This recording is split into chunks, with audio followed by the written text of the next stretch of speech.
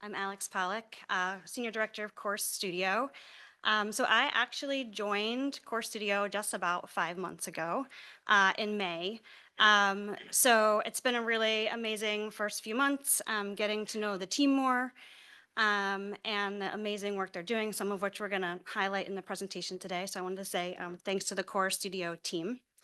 And so kind of talking about, what we would share this year at AECtech, we thought it might be interesting since I'm new, to kind of talk about where we've been as Core Studio and where we're going, but in the larger context of the AEC industry, which kind of sort of feels like we're at this moment of kind of like a precipice of change in the industry. Kind of feels like we've been there before as well. So the title of this talk is Unpredictable Futures. And it's based on this quote, which I really like, which is that the future cannot be predicted, but futures can be invented. And this idea that we have some kind of agency in these future states that we're creating. And I think that as technologists in the AEC industry, kind of whether we know it or not, that's something that we're kind of continually doing in the roles that we have. So the other thing I was thinking about going into today was just kind of the way that today's event was curated. So the kind of first part of the day, there's a lot about, kind of future forward, emerging technologies. And then in the afternoon, we have this session with the Grasshopper Pioneers, which is a bit more reflective. So this kind of combination of future forward and reflectiveness. And actually, I'd say the sessions this morning were a lot more reflective than I thought they would be as well. So I'm going to continue a little bit in that theme. And so, I've had a kind of reflective year in thinking about career paths in the AEC industry. I mentioned I just recently changed my role. And then, at Core Studio, we're also going through a process right now with the rest of our firm, which is this 5-year planning. And so we are looking back at kind of, what we've accomplished, but also looking to the future about where we want to go. So we're kind of going through one of these processes as well. So I'm just going to work on tying a couple of those threads together in the slides that we're going to share today. So just a quick background on TT. We're a firm of around 1,800 engineers, architects, scientists, and other professionals. We have about 50 offices, and we work on projects around the globe. Within Core Studio, we have our firm-wide R&D and technology team, and we're working with all the different practice areas within TT, and we do everything from best practices and training all the way to leveraging emerging technologies using things like AI. These are the folks that make up Core Studio. There's around 40 of us, and we have several different focus areas, including an app development team, a growing team that we have focused on AI. We have a team that's focused on knowledge and data, that's both project data as well as our kind of business data as a firm. We have our computational modeling team, and then we have 2 teams that are focused on design and delivery, which are a BIM focus that we have for our design stages as well as our construction engineering services. All right, so keeping with that theme of reflection, I'm going to go back to the future. It's only a 20-minute talk, so we can't go back too far.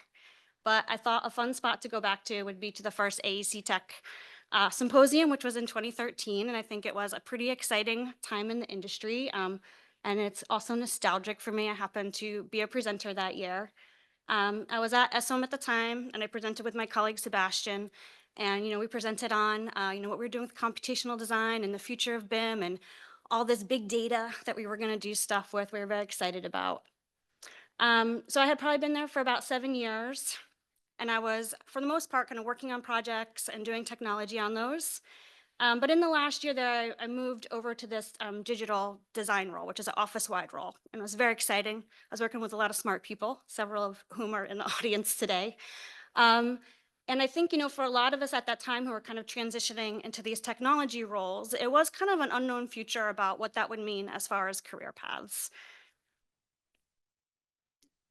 So there's lots of really cool stuff happening in the industry at the time. I'm just going to talk about a few. So at this point, 2013 Grasshopper's been around for a few years. We're starting to see these kind of communities that are building up around that. And we're going to hear from these folks on the panel later, but also around this time, we start to get the introduction of these Grasshopper plugins. And I think what's really interesting is that they're being invented by people within the AEC industry who are kind of identifying these needs and challenges. Then also in 2013, we have kind of the rise of these technology consultancies. So some people may remember Case. They were a pretty big one back then, as before they were acquired by WeWork. But I think the thing that they were doing that was really interesting were these strategy and road mapping sessions that they were doing with a lot of firms in the AEC industry. And they were actually out there inventing new jobs for people in technology positions. That was a lot of what they were recommending in those reports. One of those roles I would actually end up taking on a couple months later at FX Collaborative Architects. And then this book's not out yet. It actually comes out in 2015. But the authors are working on it, and I think we're starting to have discussions in the industry around this. There's this kind of democratization of data, and all this stuff's available on the web, and how's that going to change the future of the profession? And this book lays out these two futures: one where we kind of incrementally just become more efficient as professionals, and a second future where technology starts to replace or erode away parts of what we do as professionals, and we have to rethink our value proposition. All right, so 2013.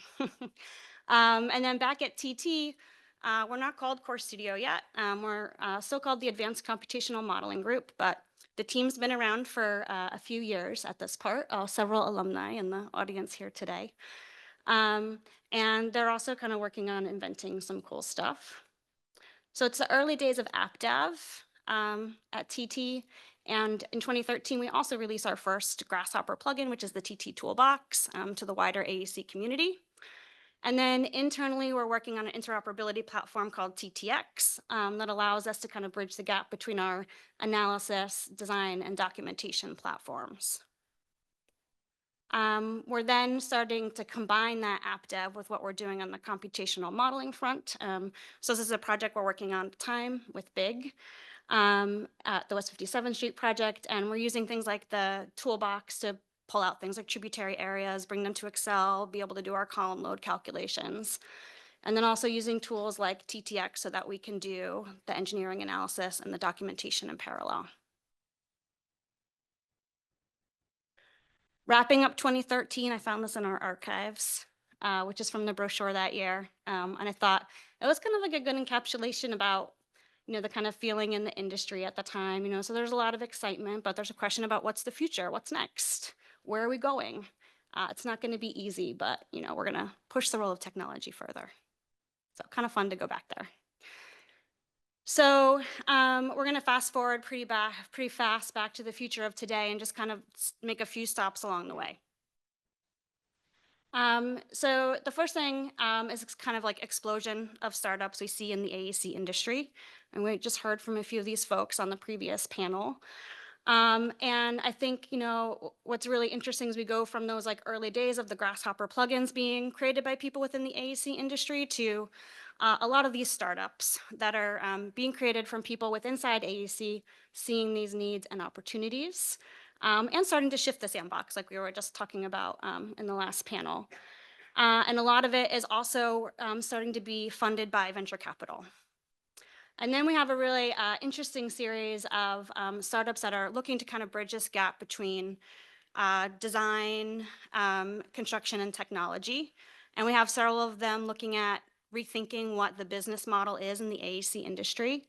All these kind of vertically integrated firms. And within this 10-year period, we also see the rise and fall of a couple of these companies, but I think, there's so much really great research and thought leadership that happens during these times that then starts to make its way back into some of these other tools and ideas in the industry.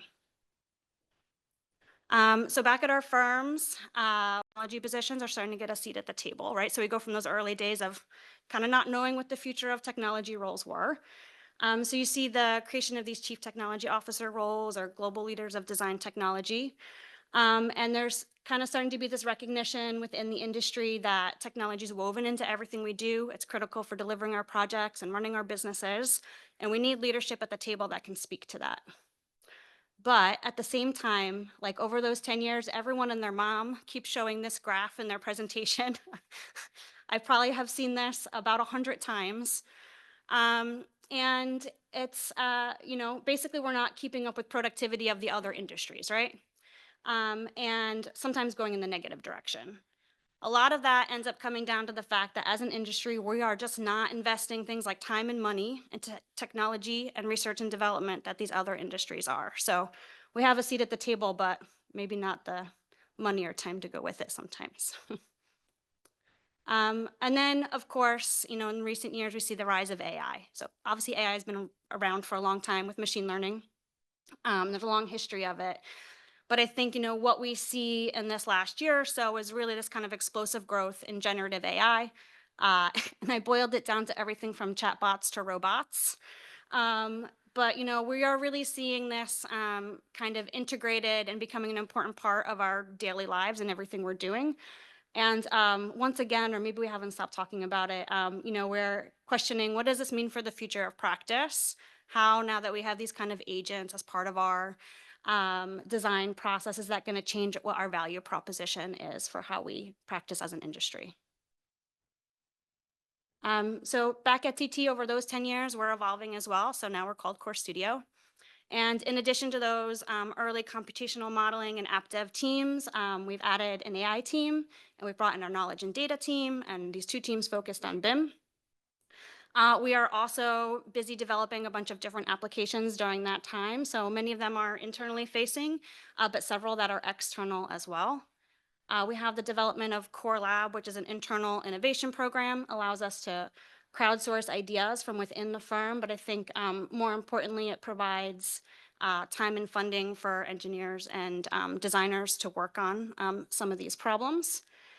And then there's also the creation of Twin, which is an accelerator. And this allows us to take ideas that are developed within Core Studio or within Core Labs and spin them out into commercial products.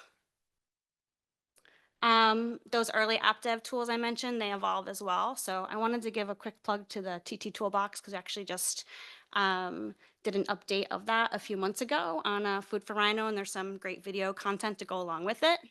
And then our TTX platform becomes Construe, which is one of the technologies that moves into the accelerator.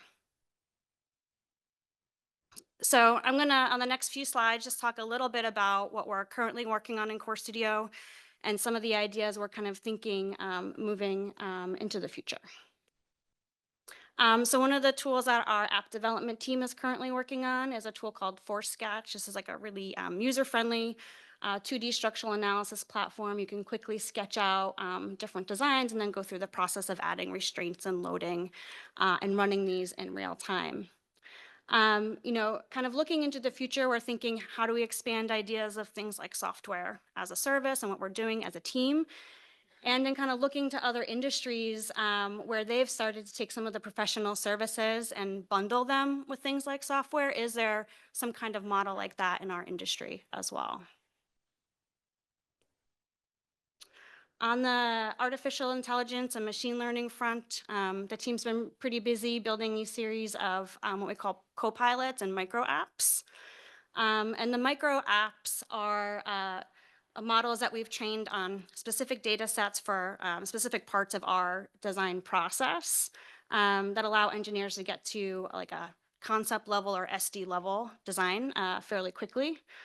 And so kind of looking towards the future of AI, we definitely think it's something that's going to be a really critical part of our industry moving forward and potentially really transformational. And we're looking at how do we start to expand this to other parts of our practice. But along with that, how do we start to think about creating frameworks and training around that as well?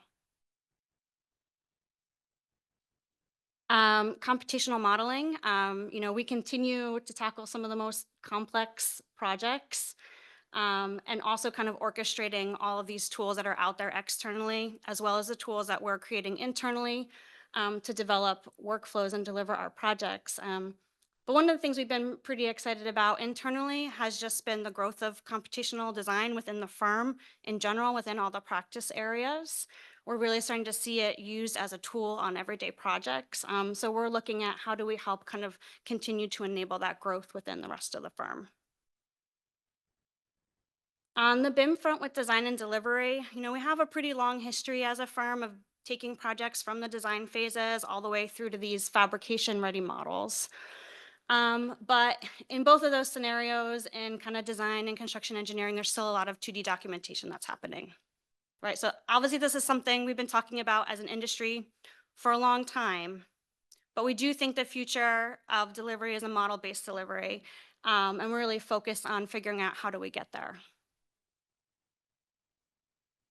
And then one last one here on the knowledge and data front. This is an example I really like, which is about this guy, Mike DeLashmet, who was a field engineer at our office in TT, and he was the sort of kind of go-to person engineers would ask questions to.